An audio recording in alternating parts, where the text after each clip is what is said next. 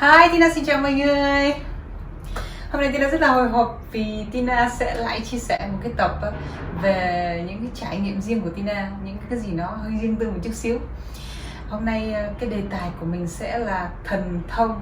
Khi mà mình có thần thông thì nó như thế nào? Nó rất là riêng tư.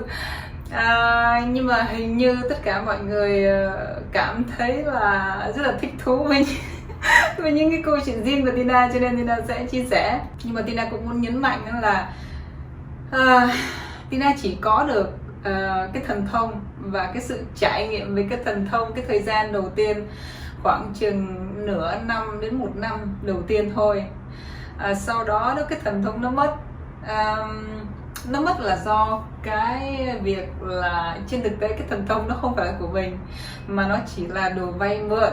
Và Tina có được cái thần thông đó là do một cái nguồn tha lực hỗ trợ cho mượn, để mà mình nhìn thấy được cái ngọn ở trên cái ngọn nó có cái gì, và để mà mình thấy được cái sự vi diệu của Phật pháp. Tina thuộc về mật tông Kim Cương Thừa, cho nên là yes, cái thần thông á, thì nó sẽ tới với những người mà tu tập mật tông nhưng mà nó đến bất chợt lắm, mình mong cầu thì nó lại không đến. Mà như Tina thì Tina là một cái người mà không có biết cái gì về tu tập và về Phật giáo và về mật tông, cho nên là mọi thứ nó đến rất là tự nhiên, và Tina chỉ thả lỏng và để cho nó đến thôi. Thì cái thời gian đầu tiên á, thì thật sự là Tina không hề biết là cái chuyện gì nó đang xảy ra với mình á. Không biết chuyện gì nó đang xảy ra. Nhưng mà quả thật phải nói là những cái điều mà nó xảy ra làm cho Tina thấy rất là thích thú và thấy nó vi diệu vô cùng. Và cái thời gian đầu tiên thì mình nghĩ rằng là wow, mình là một cái gì đó đặc biệt, mà giống như là mình đã đạt được cái gì đó nó rất là ghê gớm. Nhưng mà những người mà tu mật tông cái thời gian đầu tiên á, thì họ sẽ rất là dễ bị vào cái tình trạng á, là họ nghĩ rằng á, là họ tu cao rồi và cái thần thông là của họ, kiểu giống như là bị ngộ nhận gì đó. Thì Tina cũng không ngoại lệ. Tina hồi đó cũng bị ngộ nhận và nghĩ rằng là cái thần thông đó là của mình. Trên thực tế là nguồn tha lực hỗ trợ cho mình mượn nó không phải là để mà mình vui chơi giải trí, nhưng mà hiển nhiên Tina cũng nói rồi, hồi xưa Tina người tào lao lắm, Tina đâu có biết cái gì đâu, thì Tina thấy có thần thông thì Tina cũng sử dụng nó vô những cái chuyện tào lao. Hiển nhiên khi mà nó vô những cái công việc chính thì Tina có sử dụng cái thần thông để chữa bệnh. Khoảng chừng trong đó có khoảng chừng 4 người thì bị bùa ngải, còn lại là bị những cái bệnh khác nhau, thì nó là khoảng 10 người đổ lại. Thì Tina sẽ chia sẻ đây một số cái video clip lúc mà Tina có chữa bệnh.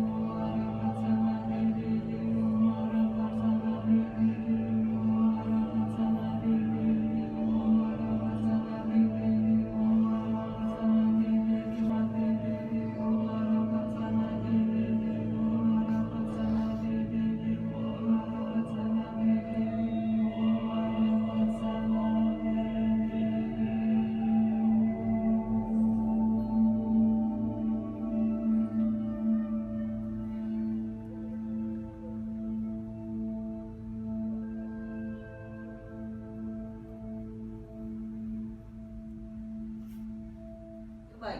Nhưng mà nó hơi giống như là cái lúc mà Tina chữa bệnh á, nó chỉ là cái bài thử thách xem là nếu như có những người mà người ta gặp nạn thì mình có hoan hỷ giúp đỡ cho họ vượt qua được cái hoạn nạn đó với cái thần thông mình có không, và mình có làm cái chuyện đó free không, hay là mình có tính tiền không, hay là mình sẽ như thế nào, mình sử dụng vô để mà mình chuộc lợi hay không, để mà mình có thể vô được vô những cái tầng thiền cao hơn, để họ có thể đẩy mình lên, mình có thể trải nghiệm. Thế nhưng mà để mà lên được những cái tầng thiền cao hơn và cao hơn đó, thì nó sẽ có những cái bài thử thách và những cái bài thi về cái tâm của mình á, là mình có cái khả năng giúp người vô điều kiện không, như vậy đó.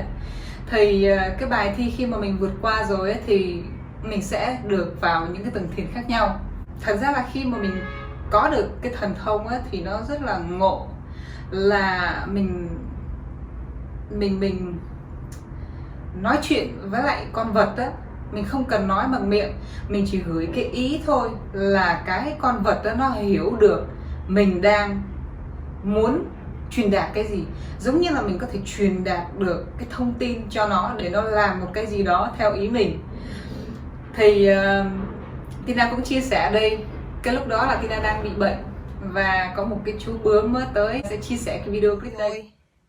Cái mới vừa tắm xong, nhìn tóc thì ghê quá. Giới thiệu đây là một chú bướm hôm nay đến chơi với Na nhỉ, gọi là thăm người bệnh ha. Ủa sao không nhúc nhích gì trơn nhở? Hình như là nó không muốn quay phim hay sao á. Đây không phải diễn viên rồi. Ê, sao không muốn quay phim hả? Hey, look into the camera. Hey, hey, you're shy. Nó bị mắc cỡ. Nó bị mắc cỡ các bạn ơi.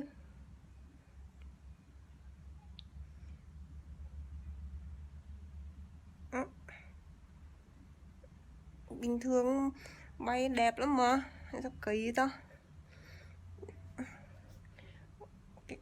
Mắc cỡ à? Hey, he's so shy. Hey, say hi to the camera, come on.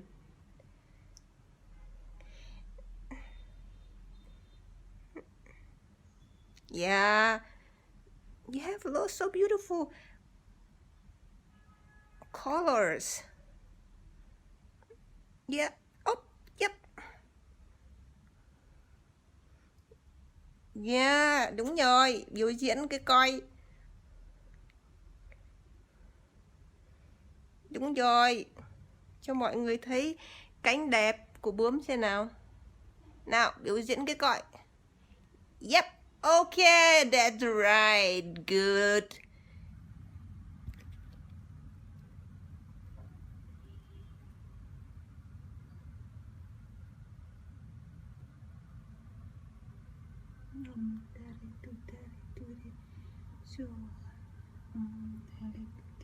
Đây, cho cô hình dung. Trong cái thời gian Tina tu tập thì Tina có một cái thói quen là những cái gì lạ thì mình sẽ quay phim lại và mình chụp hình lại. Có những cái thì mình không kịp quay, có những cái mình quên mình không quay. Nhưng mà yes, cái gì mà mình quay được hay là chụp hình được thì mình làm tư liệu. Mà cái hồi đó Tina vẫn chưa biết là làm để làm cái gì. Rồi thì thật sự là cái thần thông á, là nó là một cái nguồn lực, một cái năng lượng mà mình có thể đọc được suy nghĩ của người khác.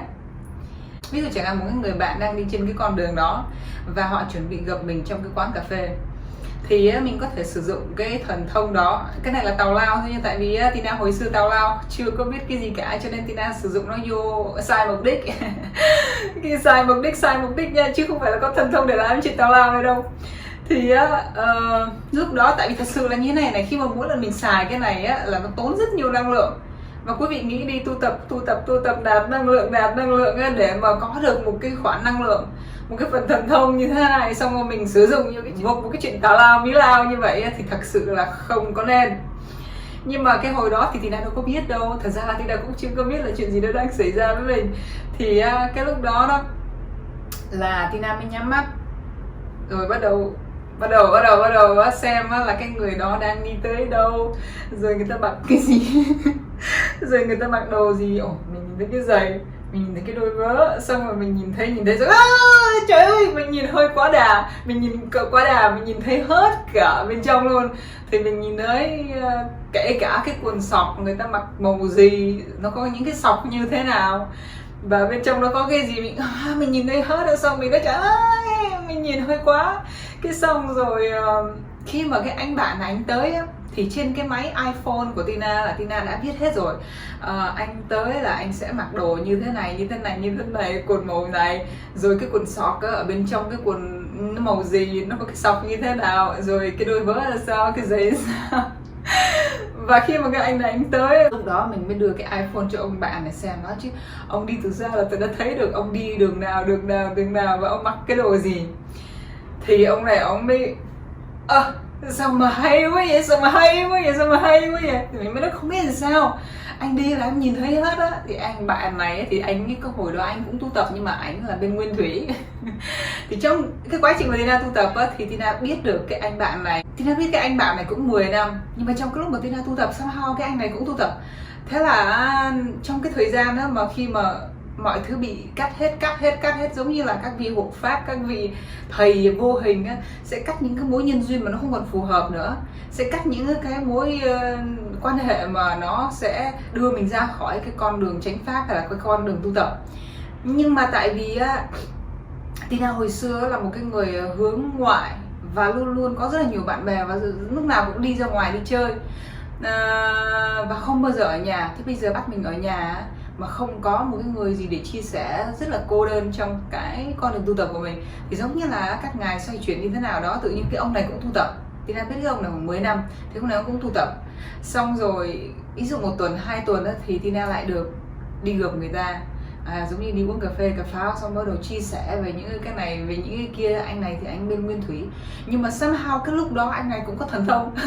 Anh cũng có thần thông, cái gì mà về tâm linh á là ông biết hết, và ông cảm nhận được, và ông cũng lúc đó ông cũng có thần thông. Thế thì Tina nghĩ là các vị xoay chuyển cho mình để mình có một cái người bạn đồng hành trong một cái thời gian như vậy, để cho mình không có cô đơn, để cho mình có một cái người để chia sẻ. Rồi quý vị có biết không, cái thần thông là một cái gì đó, một cái năng lượng gì đó mà nó kỳ lạ. Hồi xưa là Tina thích chơi mô tô, Tina chơi rất là nhiều cái mô tô khác nhau, thì Tina cũng chia sẻ đến hình ảnh hồi xưa Tina cũng rạch rời rơi xuống.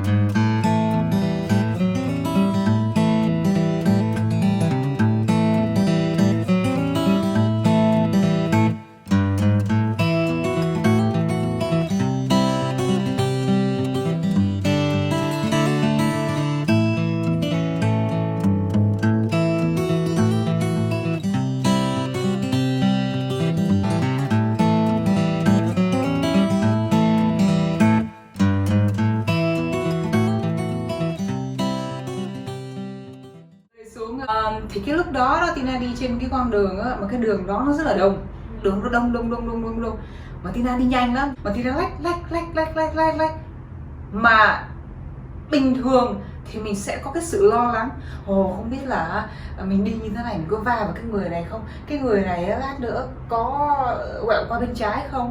Nó có rất là nhiều cái suy nghĩ mà nó không có ở trong chánh niệm 100%. Thì cái này khi mà cái lúc đó có thần thông á, thì tự nhiên mình có ở trong chánh niệm 100%, và mình đi cái xe máy đó, mình đi mà mình chỉ biết mình đi thôi. Và cái cảm giác nó giống như là mình đi tới đâu á, là người giang ra tới đó, người nó giang ra tới đó, lạ. Nó có những cái như vậy khi mà cái nguồn năng lượng nó tới, mà bây giờ nó mất rồi. Nó được có cái năm đầu tiên là sau đó thì khi mà mình đã hiểu được vấn đề, khi mà mình đã biết cái cách kết nối, thì họ lấy lại hết những cái đó, rồi sau đó bắt Tina tu tập từ đầu. Nhưng mà đừng cái là như thế này, tại vì Tina thấy được cái ngọn rồi thì Tina cũng chịu tu tập từ đầu. chứ còn nếu mà không thấy cái ngọn thì Tina sẽ không chịu. Yes, thì cái lúc đó khi mà họ lấy lại cái thần thông thì yes, đi xe máy thì vẫn như cũ, đi rất là dở và có những cái sự lo lắng và sợ hãi. Rồi lúc đó thì khi mà mình nhìn thấy một chú bướm á, và mình nói chuyện với nó để nó đậu lên tay á, thì nó không đậu nữa. Nó nhìn thấy mình nó sợ chết mồ luôn, nó chạy mất, nó bay đi mất tiêu. Thật ra là nó có một cái giai đoạn khi mà mình bị sốc, khi mà mình mất cái này ấy, mình bị sốc và mình cảm thấy rất là buồn và cảm thấy là sao con bị bỏ rơi, sao các vị bỏ rơi con nhỉ? Thì các vị mới nói là, như Tina nói là các vị vô hình ấy, họ chỉ nói chuyện thông qua cái giác quan thứ 6, giống như họ đẩy một cái nguồn thông tin và mình hiểu, mình biết. Nó hơi giống như mình đang nói chuyện với mình vậy đó. Mình đặt câu hỏi, nó có một cái gì đó nó trả lời cho mình, nhưng mà nó trả lời một cái gì đó, nó trả lời cho mình á, nó cao cấp hơn nhiều, nó cao hơn cái suy nghĩ của mình, nó cao hơn cái sự hiểu biết của mình, nó cao hơn cái sự nhận thức của mình. Vậy thì cái đó Tina nghĩ không phải là mình. Hoặc là có người thì có thể nói là đó là cái tôi cao hơn, hay là nó là cái linh hồn của chính mình, hay là nó là Phật, hay là nó là Bồ Tát, hay là các vị hộ pháp, hay là các vị thầy tâm linh. Quý vị muốn gọi sao cũng được. Everything is absolutely fine. Yes, cái thời gian đầu tiên khi mà mình hay sử dụng những cái thần thông cho cái chuyện tào lao á, thì khi mà mình mất thì mình rất là buồn. Tại vì thật ra là Tina có tập luyện những cái này với mẹ Tina luôn. Là mẹ Tina chẳng hạn là mình tiếp khách, ở đây Tina gửi một cái ý tưởng. Tại vì mẹ Tina cũng là một người rất là tâm linh, thì Tina gửi một cái ý tưởng, thì bà nhắn tin là mày mới gửi cho tao cái ý tưởng vậy, cái cảm xúc lại vậy. Mình nói đúng rồi đó. Cái xong ngược lại mẹ chẳng hạn gửi cho Tina một cái thông tin gì đó, một cái suy nghĩ gì đó, xong rồi Tina ở đây Tina lại nhắn tin là mẹ mới gửi cho con cái thông tin vậy có phải không? Thì mẹ nói là đúng rồi. Thì thật ra là Tina cái thời gian đầu tiên cũng có tập mấy cái này, và sau đó đến bây giờ thì mới có một số cái nó vẫn còn, ví dụ chẳng hạn như là mấy cái đọc suy nghĩ thì có khi được có khi không, cho nên là nếu mà ai mà muốn gạt Tina chắc cũng hơi khó. Ai bây giờ muốn gạt Tina, gạt cái gì cũng không được nữa, mà gạt tình cảm cũng không được, mà gạt bất kỳ cái gì cũng không được nữa. Chứ hồi xưa nếu mà gạt tình cảm chắc được. Kiểu như là mình dễ bị cả tin vậy đó, dễ đấy. Ok, thì yes, cái lúc đó khi mà mình có thần thông á, là mình có thể làm được rất là nhiều cái chuyện mà người khác không làm được. Sau đó thì Tina có một cái dịp đó là làm một cái lễ. Ở trong cái lễ đó có những người mà bị bệnh. Sau đó thì Tina mới sử dụng cái thần thông đó cho cái việc chữa bệnh. Thì quý vị biết không, nó cũng rất là kỳ lạ là như thế này. Cái người ngồi đây ha, Tina chỉ cần đặt tay lên cái đỉnh đầu, nó hơi giống như nó già như là một cái máy scan gì đó, mình nhìn thấy được hết cái cơ thể, mình nhìn thấy được cái phổi, và mình nhìn thấy có một cái miếng gì đó nó dính ở trên cái miếng phổi á, thì mình mới nói người ta là cái này á là cái phổi của anh nó đang bị dính cái gì đó. Anh chỉ cần uống cái gì, uống cái thuốc gì đó, nói uống cái thuốc, anh đi khám bệnh, anh đi bác sĩ á, anh nói là cái phổi anh nó có cái gì đó nó vướng ở bên trong nó đó, anh có thể anh đi chụp X-quang hay cái gì đó, và anh uống cái thuốc á để nó hết cái miếng ở trên cái lá phổi đó. Thì nó giống như là mình nhìn thấy được cái đó. Thì cái đó mình không chữa trực tiếp, nhưng mà mình sẽ nói người ta, và khi mà người ta đi khám bệnh thì đúng là thật sự ở trên cái lá phổi nó có cái gì đó bẩn thì người ta xử lý bằng cái thuốc đó và nó hết bệnh, ví dụ chẳng hạn như vậy. Hoặc là có một cái trường hợp mà mình để lên thì mới thấy là cái người này là cái tâm địa của họ nó rất là xấu, cái tâm địa nó rất là xấu, cho nên là nó ảnh hưởng đến cái cuộc sống người ta. Nếu như mình có một cái tâm địa xấu thì cả cái cuộc đời của mình nó không thuận lợi, từ tình cảm, từ công việc, từ tiền bạc, mọi thứ, và mình sẽ rất là bất hạnh.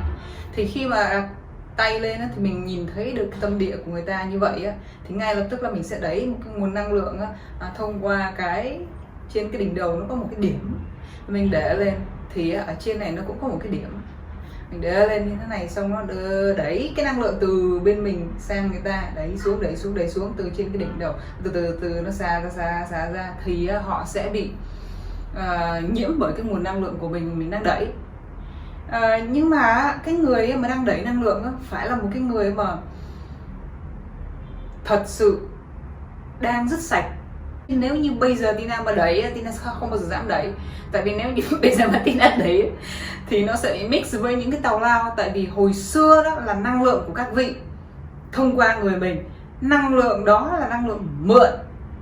Những cái mà wow, những cái năng lượng wow đó là năng lượng mượn của các vị. Và bây giờ năng lượng của các vị nó không cho mượn nữa. Bây giờ là muốn có cái năng lượng wow đó thì tự kiếm đi, tự tập đi, tự luyện đi, tự tu tập đi, tự sửa đổi đi, tự gọt bỏ những cái mà tào lao đi, chứ ai mà hơi đâu một cái cho mượn hoài, đúng không?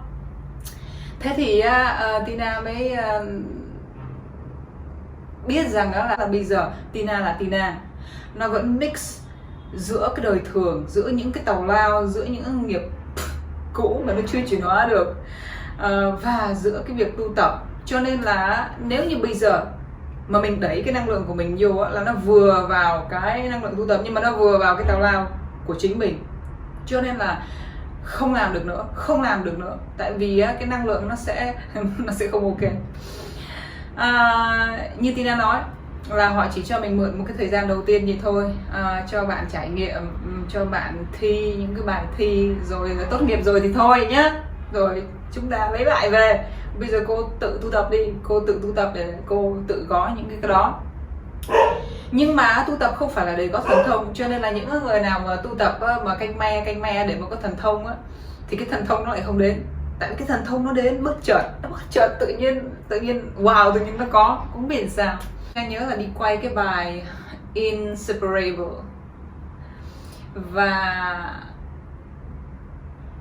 cái trời bữa đó là mưa,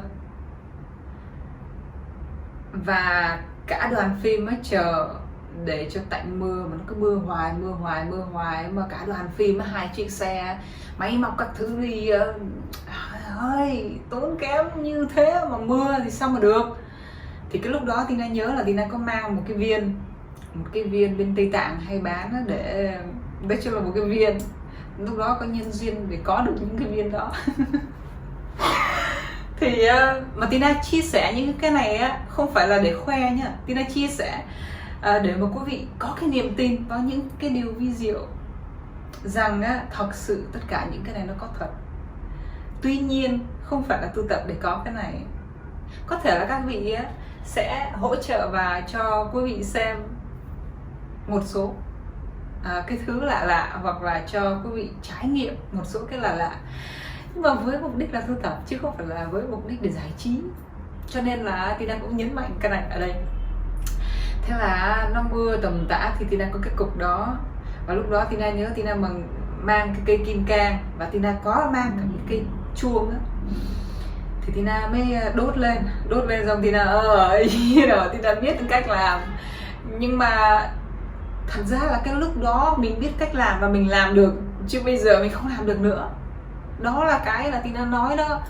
Không phải là bạn biết cách làm, bạn biết cái công thức đó mà bạn làm được, nhưng mà thật sự bên trong bạn nó phải có được cái đó. Tức là vững vàng trong chánh niệm 100%, không có sai sót bất kỳ một cái gì, mà nó phải là một cái cuộc sống như vậy. Nó phải là người tẩy rửa hàng ngày, người trong sạch, trong sáng các thứ, nó phải là như thế. Thì trong cái lúc mà 5 năm thì Tina là như thế. Tại vì sao? Tina đâu có đi đâu.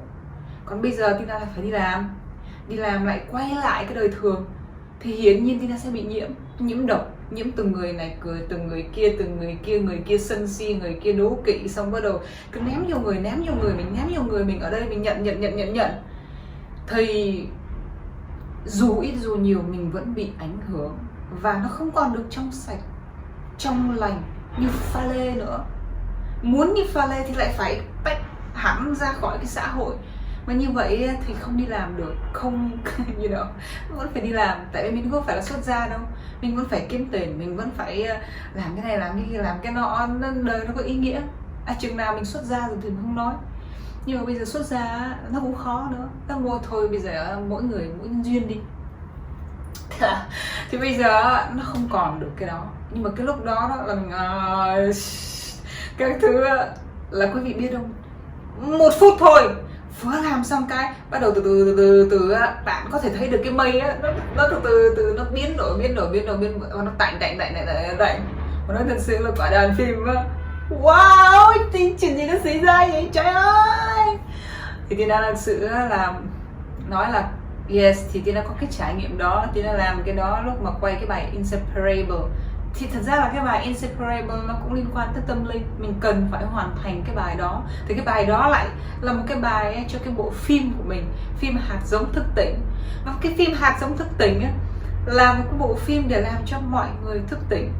Giờ là mình đang làm một cái công việc á, mà chắc là các ngài cũng hoan hỉ và giúp đỡ mình hết mức.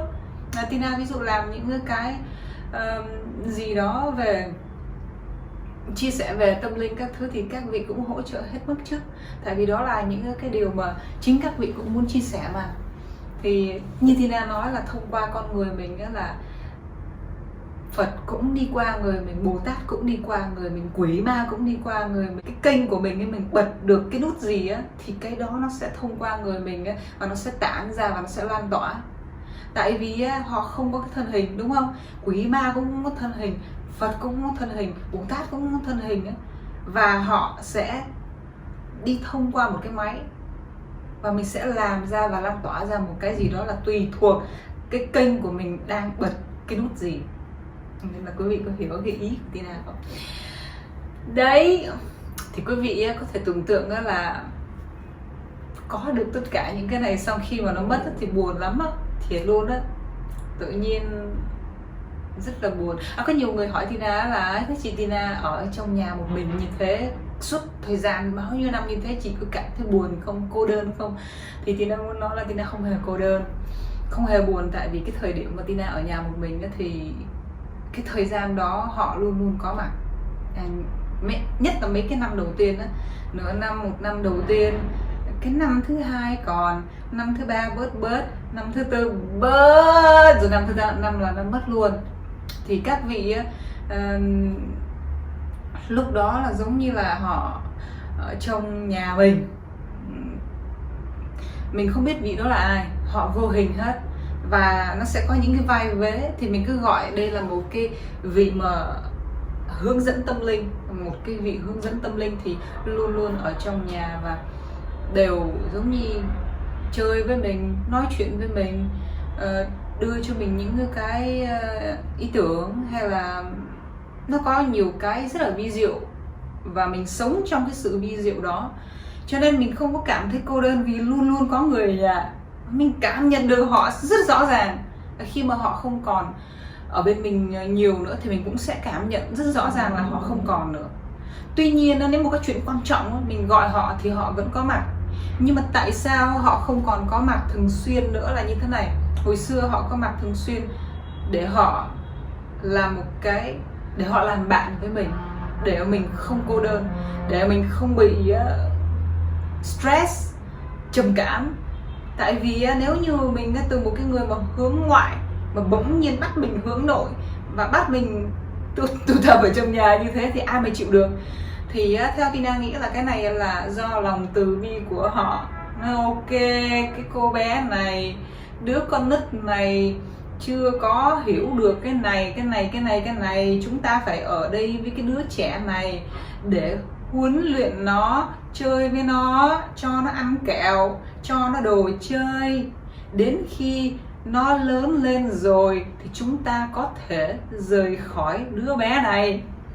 Tại vì nếu như đứa bé này không được chăm kỹ thì đứa bé này có khả năng bị trầm cảm, dẫn tới điều không hay, chẳng hạn như tự sát, vân vân và vân vân. Theo Tina nghĩ là nó là như vậy. Cho nên lúc đó họ có mặt. Còn sau khi mà cái đứa bé này nó lớn lên rồi, nó đã hiểu rồi, nó đã học được rồi, nó học giỏi học dở như thế nào mình không biết, nhưng mà khi mà nó đã ok rồi thì họ sẽ rời đi. Chứ hơi đâu mở với bên ngoài, đúng không? Nên cuộc đời là cái sự thay đổi, luôn luôn thay đổi.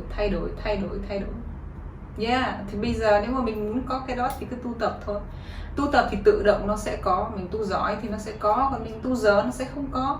Như Tina thì cực kỳ dở, đại dở, nó không có là đúng rồi. Rồi ok, hôm nay Tina sẽ khép lại cái số này á, và bữa sau nếu mà có gì chuyện gì vui vui thì Tina sẽ kể tiếp nhé. Ok, bye.